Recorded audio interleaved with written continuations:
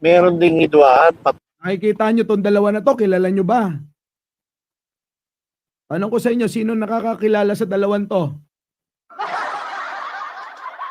Ha? Sino nakakakilala sa dalawang to? Etong isa, si Marlon. Si Marlon hindi nabigyan ng posisyon to. Eto namang isa, si Pam. Sino tong si Pam? Ha? Dati to sa PCO, tinanggal. Bakit?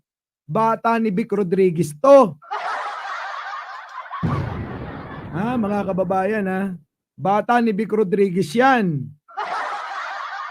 Sa bagay, silang dalawa, bata talaga eh. Ha? O ngayon, mga kababayan ha? Talasan nyo ang isip ninyo sa masasaksihan nyo at mapapanood ninyo. Pwede ba? Para hindi kayo nagagalit sa amin. Kasi kung sasabihin nyo na hindi nyo na kami kailangan mag-vlog, mauuna na ako, papaalam na ako. Ayoko na. O, diba? Ganun lang kasimple. Ba't daw hindi nag-uusap? Meron ng hidwaan doon sa palasyo ng Malacanang. Yung mga May hidwaan na daw sa palasyo na bawal ako. Bawal daw ako dun eh. Ha? Okay ha, narinig ninyo. May hidwaan na daw doon sa loob ng palasyo. Oh, tuloy. talagang Panginoon doon dahil doon sa koleksyonan sa Bureau of Customs. O, kita nyo? Meron daw hidwaan dahil daw saan? Collection daw sa Bureau of Customs. Makinig kayo maigi. Para mamaya ipapaliwanag ko sa inyo. Hindi na nagagalit kayo sa amin. Kami nga ang Sige, tuloy. Ay, Meron yun ding ba ang number hidwaan. one? Meron ding hidwaan patungkol sa koleksyonan, patungkol sa Pogo. Pogo! Kita nyo, pati Pogo, dinadamay na nila. Pakinggan nyo maigi, mga kababayan. Pogo. Okay. Oo. Tapos ngayon, May tapyasan? may bukulan. May kupitan. May bukulan. May nabukulan. Oh. Na Ano ba ang hindi bukol, nagkaroon- Marlon? Bukol. Hindi, paano yung nabukulan? Ewan ko bakit termino ba yun ng mga nagulangan. Yun ba yung Parang nagulangan? nagulangan. Yung halim Mami, sabihin nyo sa akin kung kailangan ko ng huminto, Hihinto na ako. Tapos bahala na kayo magtanggol. Oo. Sige, tuloy. Halimbawa, ang Dapat pantay yung hati nyo. pero mas lamang yung Mas isa. lamang yung isa. Ah. Oo. May ganun? And napuno na ba to? So- Tinahanapan na nila ngayon ng butas ang isang Sap Anton Lagdameo. Nakita nyo?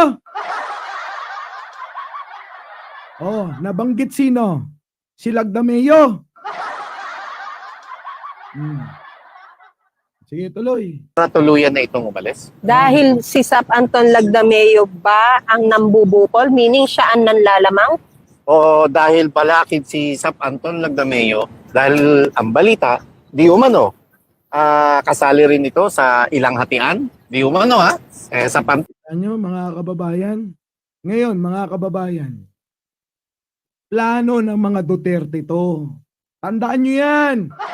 Plano ng mga Duterte to para maipanalo nila yung kandidato nila at para maligtas sila kasi nagigisa na sila.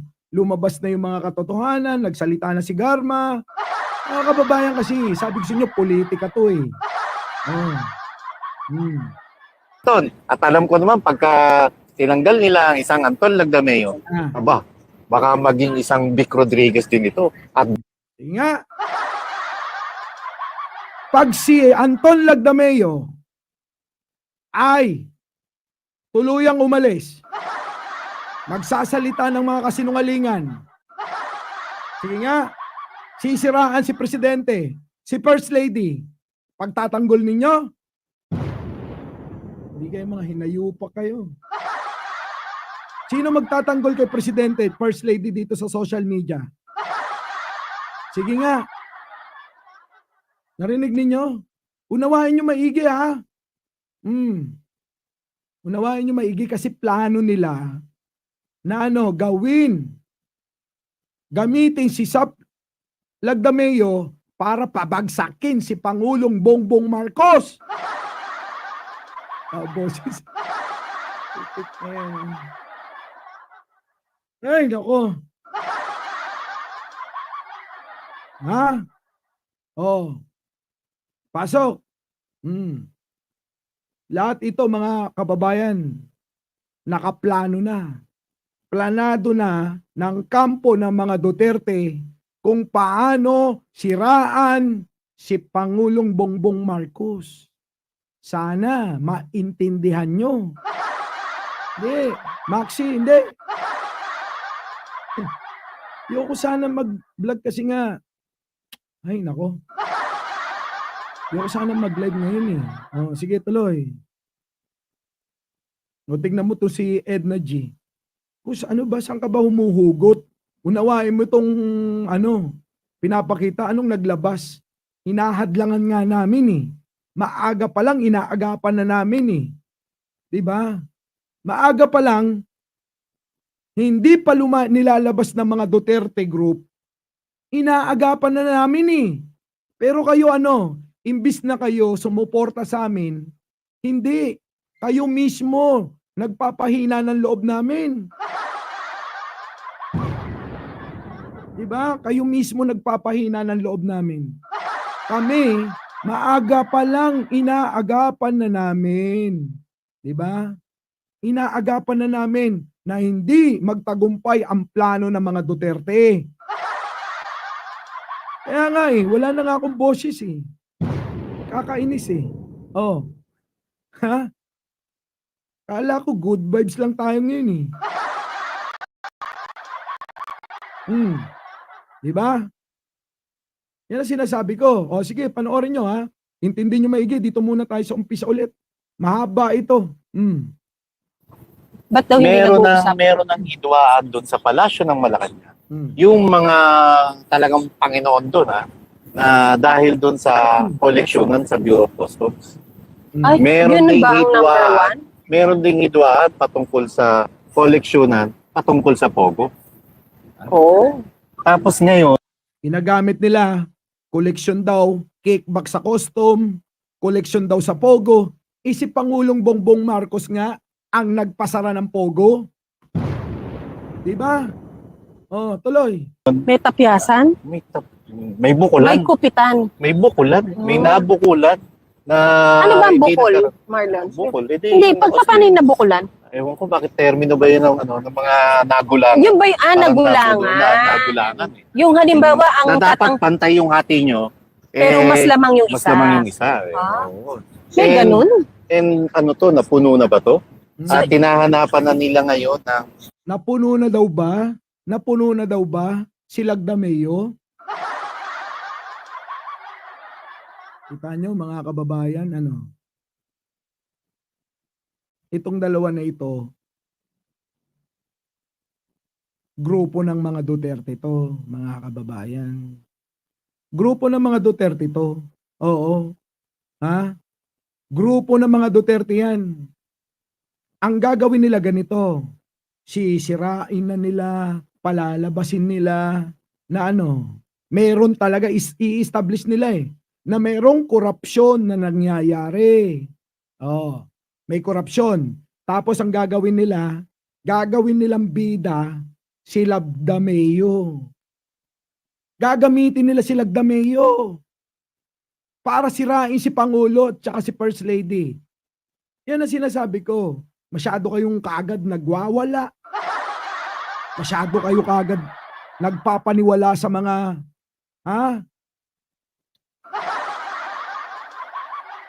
wala namang alam yung mga yan.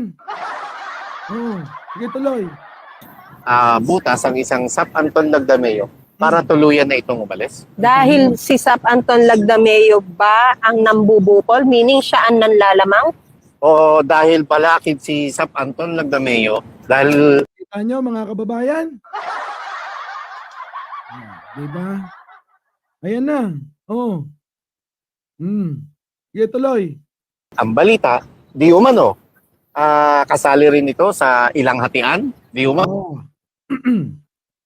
Kasali daw si Lagdameo sa hatian. Siyempre, kailangan idamay na kasali para ma-establish ulit na na talagang may alam si Lagdameo. Kita nyo? Ganyan ang gagawin ng mga Duterte. Sisiraan si Pangulo gamit uli si Lagdameo. Sana nagigets nyo na kami, Ha? Sana nagigets nyo na kami. Sige, tuloy. Sa Panton. At alam ko naman, pagka tinanggal nila ang isang Anton Lagdameo, baka maging isang Vic Rodriguez din ito. Kita nyo?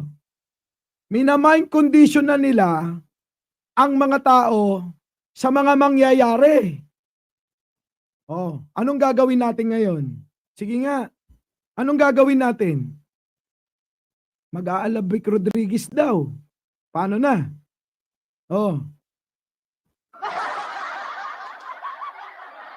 Diba? Paano na? Paano na to? Minamind condition na yung mga tao. Sunod-sunod na yan.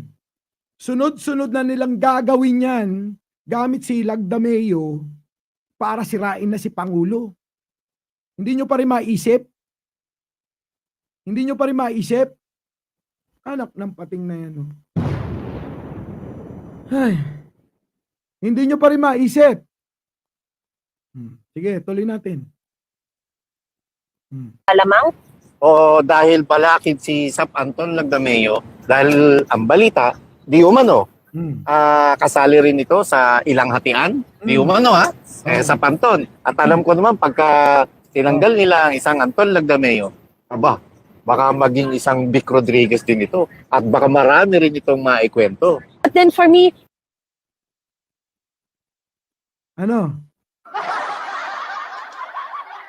nasusundan nyo na, mga kababayan? Kita nyo?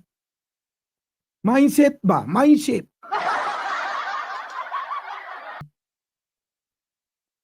Eto na. Inuumpisa na nila.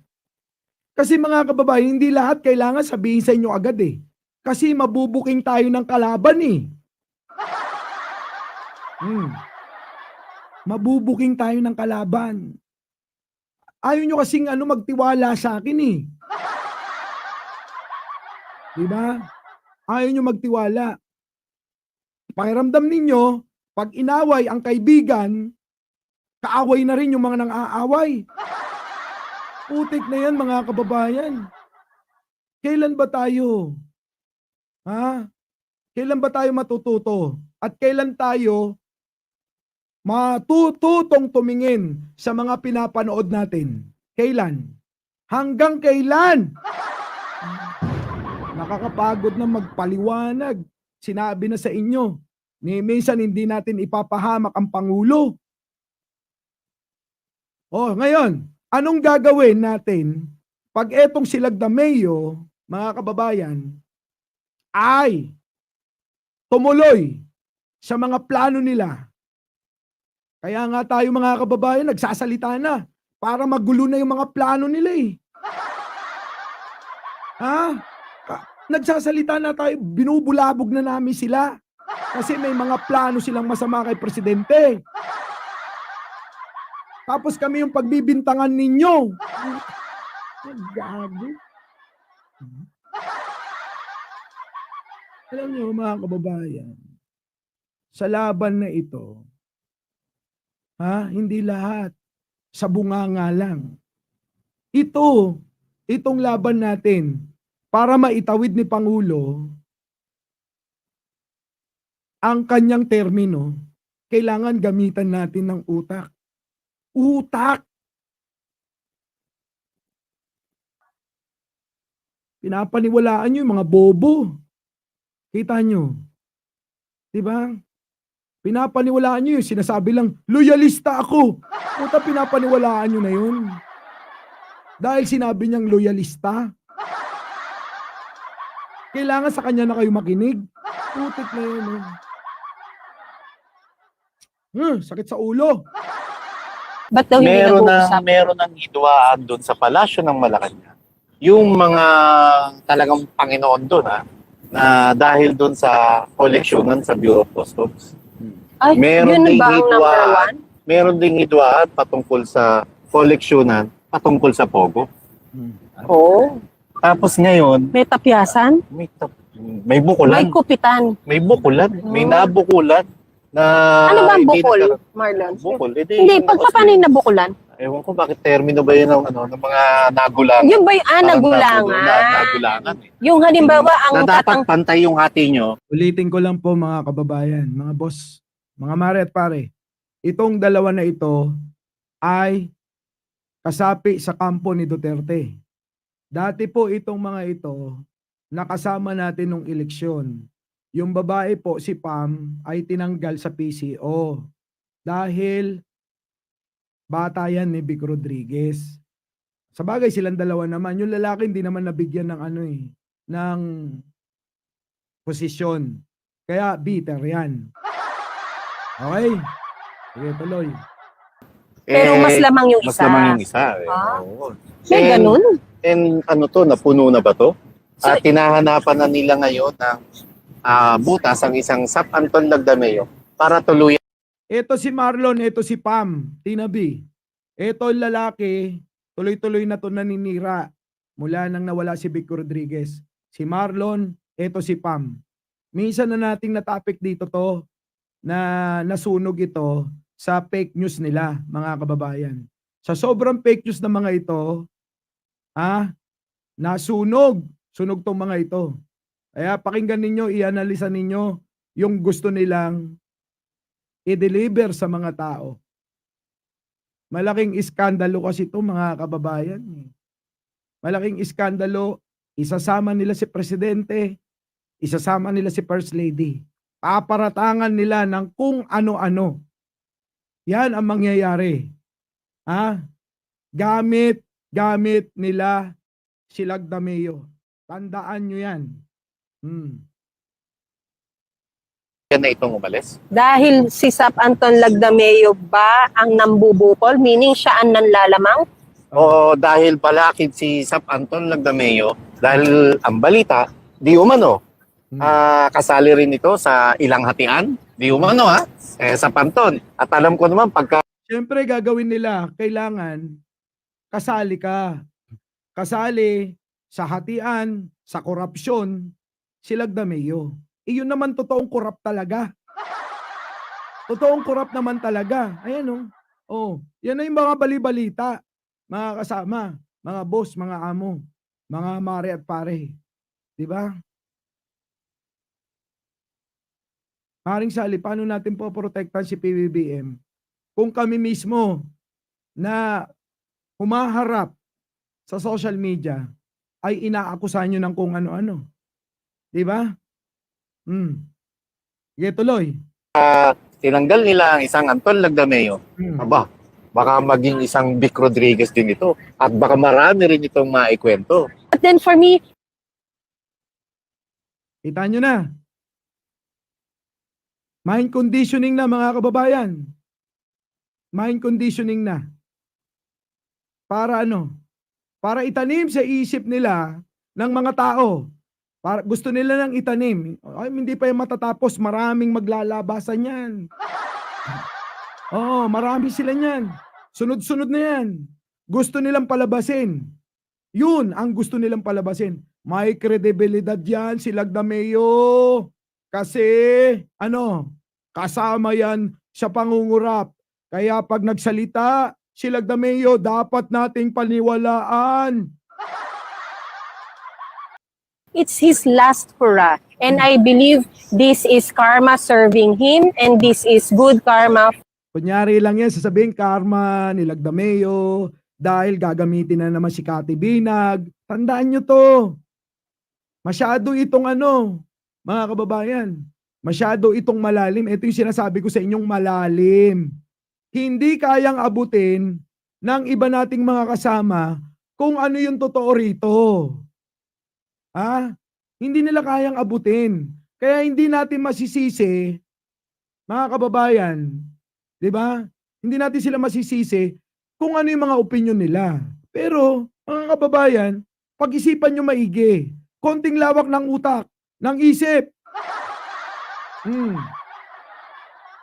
For Miss Cathy Binag doon sa panghaharas naman na ginawa ng isang Anton Lagdameo sa kanya. Tama Di ka, ba? Pam. Kita nyo, sinama na si Cathy Binag. Di ba?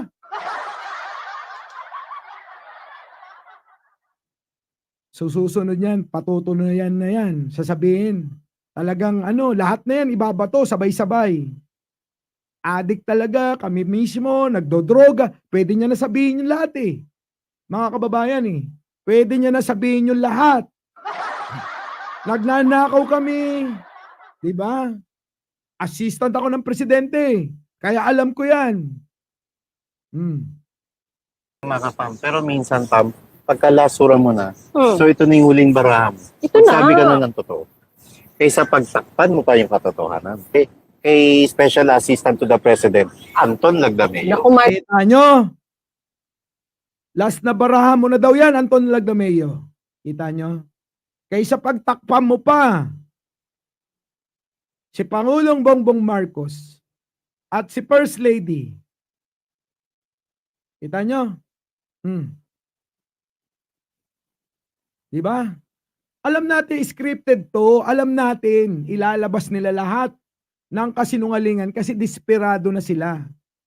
Desperado na ang grupo ni Duterte. Bakit? Booking na eh. So lahat pwede na. Baka marami ng mga dyan. Ha? Marami ng pinakawalang limpak na salapi. Dito yung tinatawag na nating dog eat dog. Eat dog, Yung no? sila doon So, nagkakainan na nako. Ngayon, sila daw doon nagkakainan. Sino ang kakampihan ninyo at poprotektahan nyo? Tanong ko lang naman sa mga basher natin. Sino ang kakampihan nyo at poprotektahan ninyo? Sige nga. Kinakampihan nyo si Lagdameo, di ba? Tama ba? Kinakampihan nyo si Lagdameo, aminin nyo. Oh, kalma. Baby, kalma. Huwag mo naman akong bigyan ng dahilan para tabihan ka.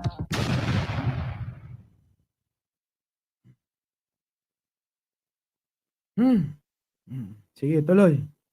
Naghihilahan pa ba? Naghihilahan So pa parang ba? totoo ang impormasyon natin na ilang buwan nang hindi nag-uusap ang isang Lisa Araneta Marcos at si Anton Lagdameo.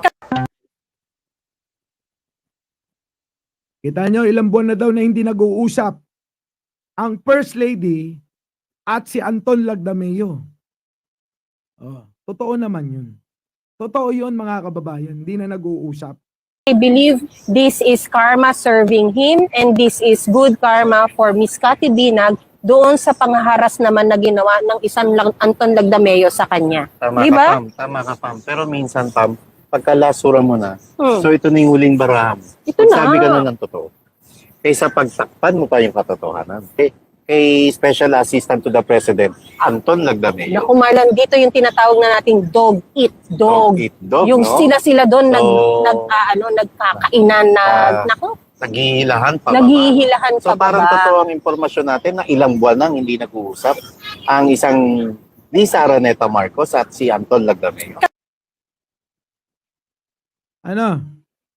So kung hindi na nag-uusap, yung dalawa, na?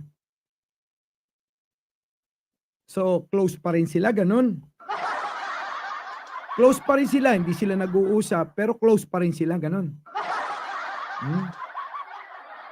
Ha? Manong nga, ikaw ba yung Close pa rin sila. Ngayon, ang tanong ko, kung hindi na nag-uusap, close sila, bati sila. Without bias because it's not my experience. Ang mga kapatid ko na hindi palabasan ng libro at hindi alam ang politics. Ayan na, kita nyo. Pakinggan nyo to. Iaabanti na nila yung libro ni Vic Rodriguez. Iaabanti nila. para maging ano kayo, curious kayo kung ano laman nung libro ni Vic Rodriguez. Para basahin ninyo, para bumili kayo, para kumita sila, para dagdag pondo nila. Diba? Mga kababayan, ganun lang yun eh. O sige, tuloy. Sa Pilipinas dahil sila ay citizen na sa kung saan bansa sila nandoon. Nung mabasa ang libro, doon nila naintindihan kung bakit ganito na rin ang tapang na meron ako sa pakikipaglaban sa Pilipinas at Lagi namang ganun eh. Dami ko na narinig niyan. Matapang sa pakikipaglaban, mga ganun. kung paano ako mas lalong na-engage para sa bansa. At sinasabi nila mismo na kung sila ang boboto at nabasa nila ang librong ito, iboboto nila ang isang attorney Vic Rodriguez. Kita nyo? Sabay kampanya kanino? Vic Rodriguez. Ayun, liwanag naman, hindi na kailangan na itong ano eh. Hindi ko na kailangan tong i-elaborate masyado eh. Sa mga maliliwanag, ang utak, sa mga matatalas mag-isip, gets nyo na agad to. Sa madaling sabi, namulat din sila. Namulat sila sa katotohanan dahil sa kung ano yung nakasulat sa libro. Nakakaano lang. Marami ka nang, ako dami ko ng kaibigan. Ay, may utang pa ako, pambayaran ko mamaya. Marami na akong That kaibigan. remains a pledge until proven. Basta yung nakaraan, 5 binayad ko, di ba?